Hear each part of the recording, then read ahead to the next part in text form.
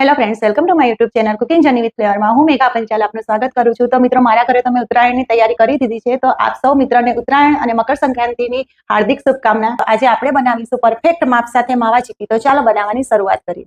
માવા ચીક્કી બનાવવા માટે મેં અહીં 1 બાઉલ શેકેલા સિંગદાણા લીધા છે।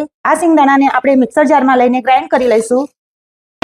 તો સિંગદાણાને મેં અહીં માવા જેવા પીસી લીધા છે। એ બાઉલના માપથી જ મેં 1 બાઉલ ગોળ લીધો છે અને નાની વાટકી મેં કાજુનો પાવડર લીધો છે, નાની વાટકી મેં કોપરાનું ભૂરું લીધું છે અને નાની વાટકી મેં મિલ્ક પાવડર લીધો છે।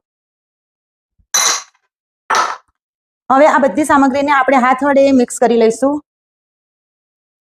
હવે આપણે કડાઈમાં 3 થી 4 ચમચી પાણી મૂકીશું અને જે 1 બાઉલ ગોળ લીધો છે એ એડ કરીશું।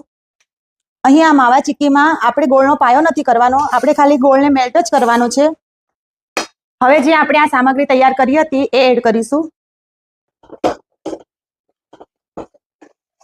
મિશ્રણ મિક્સ થઈ ગયું છે। હવે આપણે ગેસ બંધ કરી દઈશું અને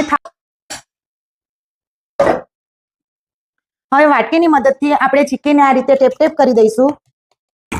આ ચીક્કીને હવે આપણે 1 કલાક માટે ઠરવા દઈશું। હવે આપણે આને પીસીસમાં કટ કરી લઈશું।